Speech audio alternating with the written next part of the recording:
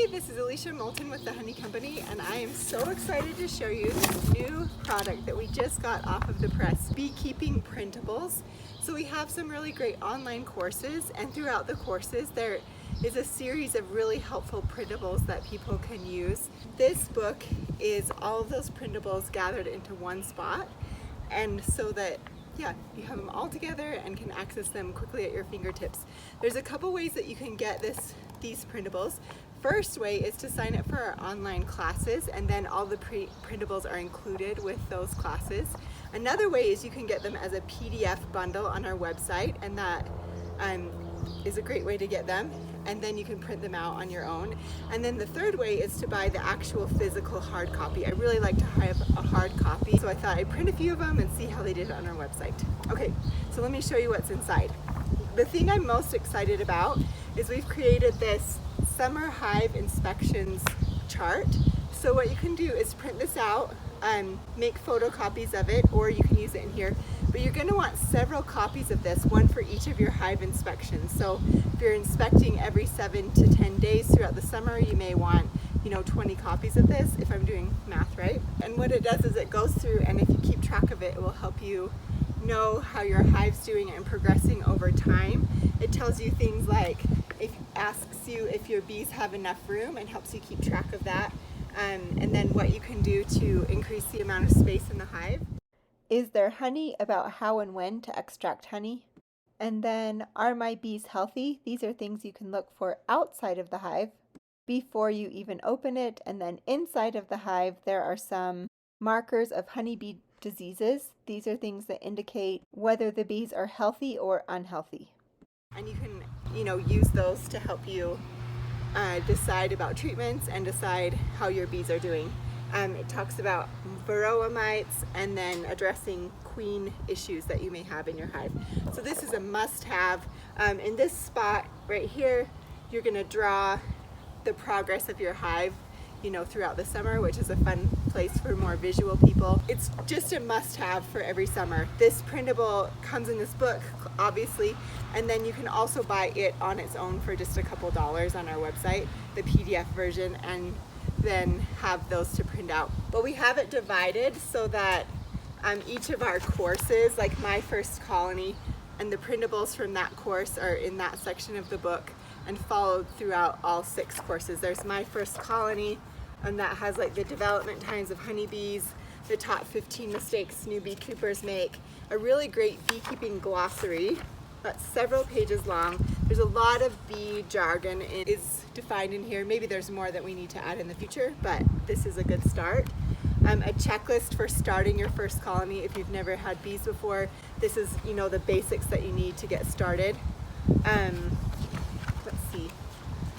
Here are nuke transfer instructions, so information about if you purchase a nucleus colony from us, what to do when you come to a nuke pickup. We've got the bloom periods of important nectar plants, and this is just from our observations. The bloom periods of important Minnesota nectar plants, which is from the University of Minnesota's bee lab there, and I just wanted to put 2 of them in so that you could see differences in different plant communities. We have this really great honeybee garden plan that was designed by my friend Margot at Quiet Poppy Designs. She's a pro landscape designer, and she gave us this really great plan with different options of plant varieties that you can plant to make a little bee oasis in your yard. And this is a flowering plant calendar from Logan, Utah. This is by Utah State University. And what I've done is added in all of the common names of all these plants. In course 2, we have the summer hive inspections that we talked about first. We have 4 essential questions for hive inspections. So those are, do my bees have enough room? Are my bees healthy? How is my queen, and is there honey? And then we have the divide to maintain model, and that's where you divide your colonies each year to maintain your colony numbers. This is a guide to providing room for expansion, how to super bees. This one's how to go from 20 packages to 80 colonies by July. And then in our 3rd course, How is my queen? I'm really excited about this.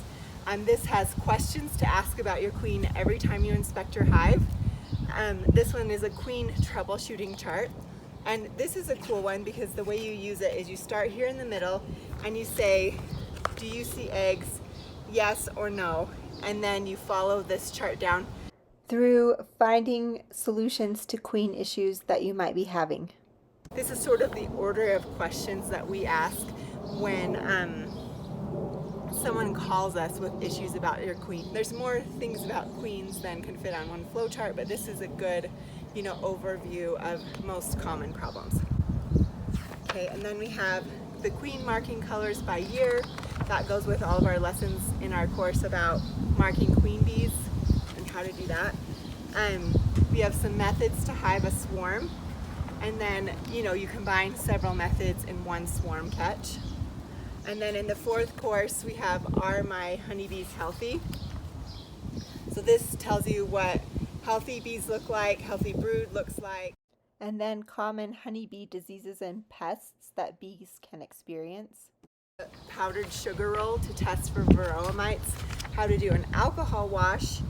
It gives you a good varroa mite tracker and puts like the math kind of in there, so it makes it easier to figure out your mite load. Well, this oxalic acid recipe is the one that we use in our bees. You can decide how and where you want to treat your bees, but this is just what we do. We thought we'd share that and it would be helpful for our customers. Okay, in the fifth course, Honey and Beeswax, we have a list of tools that you need for uncapping, extracting, and bottling honey, and then tools for working with beeswax. And then we have a bunch of recipes. Like we have a beeswax lip balm recipe. This is my favorite recipe after trying many different recipes. This is kind of the final one that we arrived at after lots of help from other people. And we sell this lip balm in our shop too. So if you don't want to make it yourself, you can buy it there. But if you do want to try your hand at it, this is a great recipe to start with. We have a recipe for beeswax furniture polish, which is just olive oil and beeswax. Beeswax food wraps recipe, they were really trendy a few years ago. And then the sixth course, which is queen rearing, doesn't have printables in this book yet. We're working on improving that and adding new methods to it. Right now, if you took that course, you would find out how to rear queens using the Doolittle method and how to make a queen castle.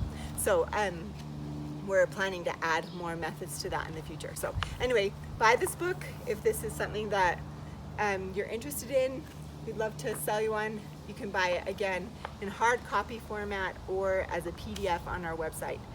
I forgot to mention that the hard copy comes with the PDF. So if you buy the hard copy, you get both this in the mail. We'll mail that to you, and you'll get the digital version too. Okay, thanks for watching.